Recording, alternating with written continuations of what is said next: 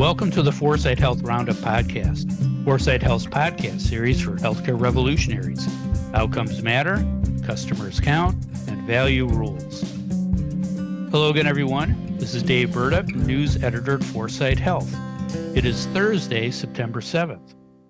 I hope everyone had a fun and safe Labor Day weekend. It was nice to chill before the fall work season, has us all working long hours until the week of Thanksgiving. Now, here's something we may or may not be thankful for, and that's electronic health records. EHRs have electrified medical record keeping, but no one seems to like them. A new report is out that says 3 EHR vendors control more than 75% of the EHR market. We're going to talk about the market pros and cons of that dynamic on today's show with Dave Johnson, founder and CEO of Foresight Health, and Julie Murchinson, partner at Transformation Capital. Hi, Dave. Hi, Julie. How are you guys doing this morning? Dave? Well, Dave, when I took out the garbage this week, I felt that first hint of a chilling wind from the north. The NFL opens its season this weekend. Like they used to say on Game of Thrones, winter is coming. That's great. Thanks, Dave. Julie, how are you? Well, when I haven't been on a plane or in front of a computer for work, I've been glued to the television for the U.S. Open. So I would just do anything for tennis right now. Yeah, thank you. Now, before we talk about the current and future EHR market, let's talk about your Labor Day holiday. Dave, you've mentioned the Woogums Parade several times on this show. Now, it sounded so silly that I was never 100% sure that it was real. You know, in journalism school, they tell you if your mother says she loves you, check it out. Then on Monday night, I'm watching the 10 o'clock news, and they actually had a short segment on the parade. It did look silly, but it was real. You know, video never lies. So did you march in this year's Woogums Parade, or did you do something else? You know, Dave, I'm actually a little surprised you didn't ask me if my mother loved me. That's how close the Woogums Parade is to my heart. But to tell you the truth, it was too hot this Labor Day. You might remember it was pushing, I think, into the 90s. So we didn't march. Instead, we sat on our porch and sipped mint juleps. It's like the Kentucky Derby.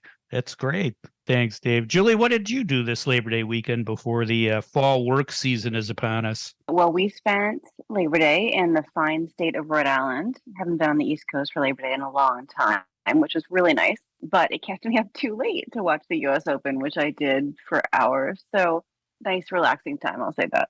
That's great. Rhode Island is a pretty cool state. I've been there a few times. Dave, you live there, right? At one point? Yeah, I mean, my comment on Rhode Island is it's too nice for the people who live there. It's such a corrupt little state, but it's actually gotten a lot better. It is beautiful. Well, we didn't go to Rhode Island. We went to the Kane County Flea Market, which is real. You know, I'm a sucker for cheap junk. So we came home with a trunk full of stuff that will go right into my crawl space and then get thrown out by my kids when I die. So good luck to them. Fueling the man cave. That's right. Speaking of junk, let's talk EHR systems. They're not cheap, but many people think they're junk. Definitive Healthcare is out with a new report that calculated the market share of the top 10 EHR vendors in the U.S. Collectively, the 10 vendors control more than 97% of the market, but just 3 vendors control more than 75% of the market. The big 3 are Epic at 39.5%, Cerner, which is owned by Oracle, at 23%, and Meditech at 13.1%. And that means just 2 vendors, Epic and Cerner, control more than 62% of the market. We're going to break this discussion down by current and future implications, though. Dave, give me 2 current market implications of 3 vendors controlling more than 75% of the market. And how do you see those market shares changing and why? Well, before we go into the current implications, I'd like to dig into these percentages a little bit relating specifically to your big 3. I'm having trouble believing Epic is only 40% of the market. I really do wonder what that percentage would be if Definitive's analysis only examined the 100 largest health systems. So as far as I can tell, Cerner Oracle, which supposedly controls just a little over 20% of the market, only has Intermountain, Banner, and Adventist as clients. They lost their big VA contract. So I don't see them as a major player, or they're a much smaller major player among the 100 largest health systems. And does Meditech have a client other than HCA? That's of consequence. So when I look at it as it relates to the 100 largest health systems that drive a lot of the provider-based behaviors in the country, that Epic is far more than 50% and very dominant. I mean, it is to the point when I go to industry forums and that have large health system participants, and we get onto this EHR, executives from these health systems that don't have Epic, from a place like Banner, are actually apologizing for the fact that they aren't on Epic. I honestly think down deep, they're scared of Epic now and don't want to do anything unnecessarily controversial to get Epic on their wrong side. So you want to talk about market power, that's real market power. What I will say on the positive side, KLAS grades the systems, and the 2023 grades for the three systems. Epic got an A, Meditech got a B, and Cerner got a gentleman's D+. Yeah, so you can maybe see why Cerner is shrinking and Epic is growing. One cool feature that I just learned about regarding Epic comes from Corewell, the massive payvider system in Michigan, controls about 25% of the market. And they now have just one instance, so one installation of Epic across all of their hospitals, clinics, doctors' offices, ambulatory centers, and so on. And as I said, they have a very large insurance company priority. And when the electronic medical record pops up for one of the individuals for whom they have financial risk, a blue R comes on, and that kicks in another set of additional protocols related to managing the care of that person somewhat differently. So I didn't realize that the EHRs had gotten to that level of sophistication, and that to me potentially could be a breakthrough. So before I start hammering on Epic, let's give credit where credit is due. That's a real breakthrough. But regarding your two current implications of Epic's market domination, I'm not even going to include Cerner in this. My chart, which is the consumer interface that all the Epic EHR users use, I'll use a technical term here, it sucks. It's only had 30 to 40, it's been around for over 10 years. It only has 30 to 40% uptake. It's very cumbersome, tends to be landing pages with a lot of links. I've just written about a horrible experience I had trying to reschedule an appointment through my chart. Made me want to pull what little hair I had left out. And, Judy Faulkner, Epic CEO, is on record as saying they want to be the digital front door for their health system clients, essentially for the country. And I got to say, if that digital front door is going to be my chart, and if health systems are waiting for Epic to deliver them to digital nirvana, where customers are delighted by the experience, they're going to be waiting a long time. Providence, the big health system in your neck of the woods, Julie, had developed a fairly user-friendly overlay of my chart that it was using to interact, or to have its customers interact with its EHR. And because of changes in the App Orchard, Epic's way of supposedly stimulating innovation, that's going to end up making this overlay, Providence overlay, obsolete. So, and that gets to my second point. So, and then secondly, because of the way they operate their App Orchard and just operate generally, they stifle innovation. I personally know of 3 companies who had breakthrough technology where Epic used their market leverage to step in and limit their ability to come to market. I mean, it was truly anti-competitive behavior. In the App Orchard, if you want to participate in that, like with Apple, Epic has this way to build apps that can go into their EHR. They want the right to use the intellectual property at some point. I mean, talk about intellectual theft. So my conclusions for all of this are, it's not a 2-horse race or a 3-horse race. It's a 1-horse race, and Epic is far ahead. Wow. Quite the critique. Thanks, Dave. Julie, any questions for Dave? Well, that is quite something. So, Dave, let's say that happens. Is there any regulatory action you think should be taken to address Epic's increasing market concentration? Like productive.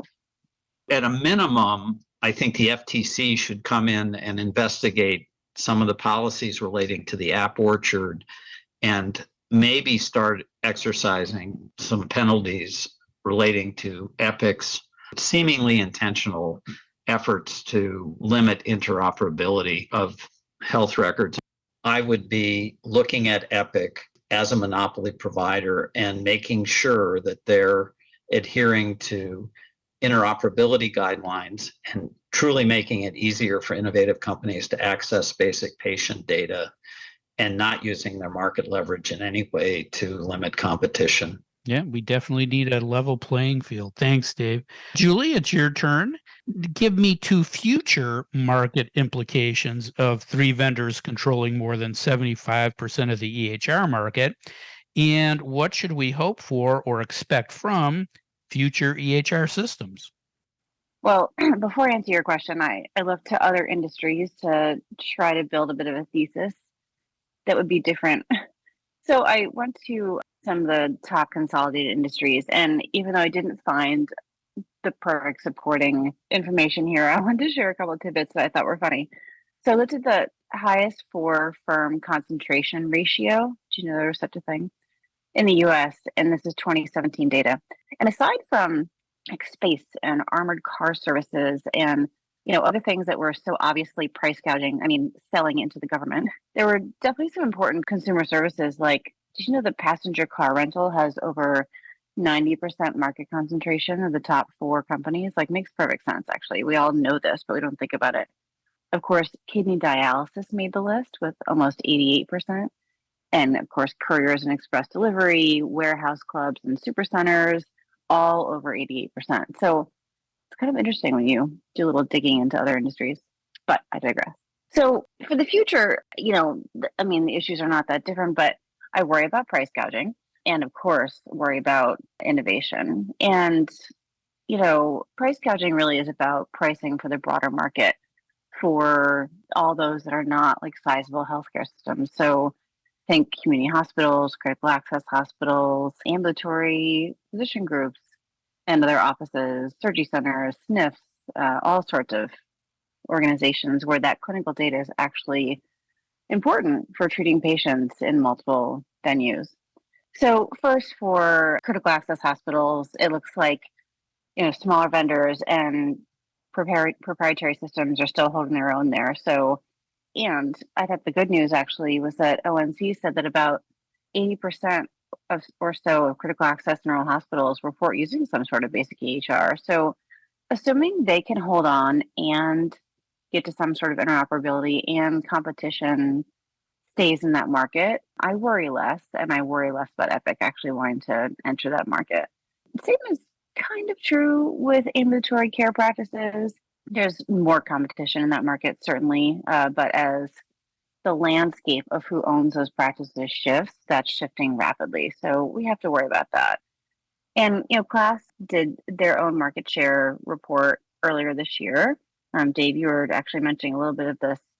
And, if you look at everybody else, hospitals, academic medical centers, children's hospitals, specialty hospitals, we are certainly dealing with the issues that Dave talked about. Cerner's actually gained a lot of growth in smaller hospitals with double-digit growth, but losing a lot because of declining bed numbers. So Cerner's really not gaining much ground. Meditech, as Dave said, is losing share. So it's really only Epic that's having positive change in the US, and Meditech and Cerner seem to both be looking beyond our borders for their growth. So what I'm seeing happening on the oligopoly monopoly front is concerning. And what's happening on the innovation front as a result, as Dave said, is I think evolving. If you look at what Epic's doing, I applaud their marketing and I applaud the approach they're taking in many ways, but they are trying to now take their control and throw it over a broader number of companies, but a very controlled number of companies that then really does block innovation in the long term. So, Dave, I don't know if you read about their new Partners and Pals program. But, the partners, they're more well-established companies. So think like Nuance and Press Ganey. They were just in the news for having established real partnerships with Epic. And what's new about this is that Epic is actually doing real structured deals that aren't just like a marketplace deal where hundreds of companies can come in and interoperate with Epic to a certain extent with a certain amount of data. This is, these are true, deeper partnerships. And then there's the PALS program, where much smaller companies like those that we might invest in are doing deals with Epic. So companies like Abridge and TalkDesk are two of the first to be Epic PALs. And this is, I think, a great way for Epic to really embrace innovators. And Epic says that both the partners and the PALs are chosen based on the biggest challenges and obstacles that health systems are facing. But of course, they are hand selecting who they work with. And while neither of these are exclusive, they will not pick one per category. They're not going to pick 20 per category. So that leads to the concerns about innovation in a major way. And we don't want the entire world to be directed by Epic.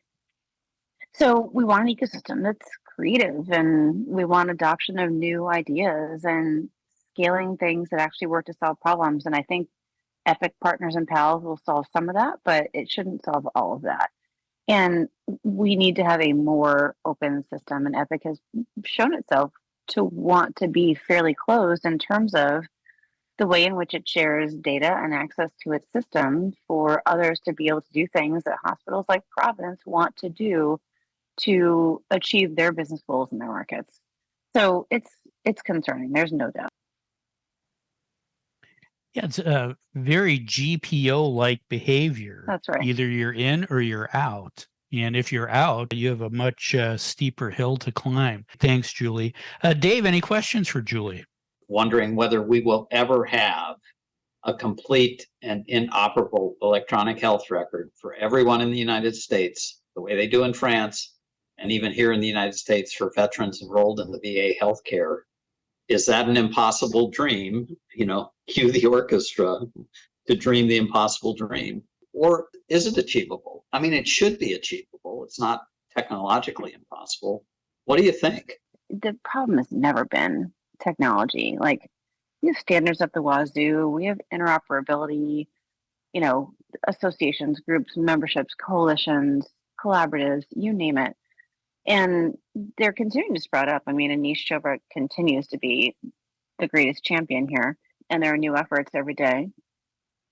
But until the business itself wants to give up information in order to get information to treat patients in a way that's most beneficial to its business model, it's never going to change. And I love, getting back to Providence, this might be called the Providence episode, Aaron Martin and Sarah Vasey back in the day were talking about transaction readiness before anybody else was talking about transaction readiness in healthcare. Actually, I think, frankly, no one talks about it still. When you think about other industries that are transaction ready, when you charge that latte at Starbucks and your credit card charge hits, like Visa's ready for it, it takes it, it approves it, it's done, it's on your card, you're good. That's not really transaction readiness, but part of it is when you think about just everything that we do in our everyday lives around payments, we can't do that today in any aspect of healthcare in a scalable way. Certainly it's happening in some places. So again, until we want to be able to do things fast, real time, logically, it's not going to happen. We just don't, we don't have the central force forcing us in that direction. Thanks, Julie. Let's hope something can be done to break up this monopoly. Now, let's briefly talk about other news that happened this week. It wasn't all bad, was it? Julie, anything else worth a mention? Well, I'm still hearing GLP-1s, Wegovy, and Ozempic, all that chatter out there on literally an hourly basis these days. And there was a huge article this week on Calibrate, one of the companies that promised to provided a service to make those drugs available, that's running into massive issues because of the shortage of the drugs, because of the payment issues, and a lot of health plans basically putting their foot down and saying, no, we're not going to pay for it. So we are getting to a crescendo on these issues. Yeah.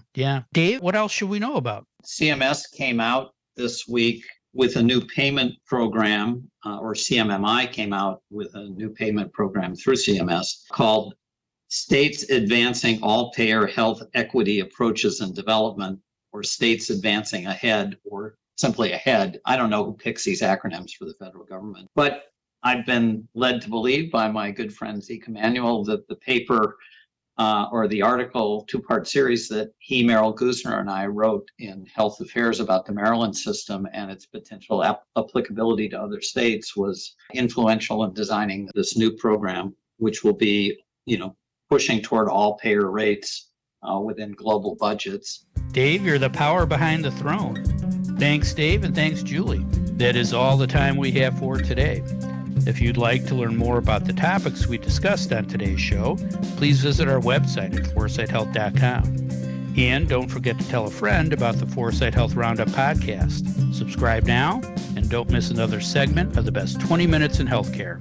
Thanks for listening. I'm Dave Burda for Foresight Health.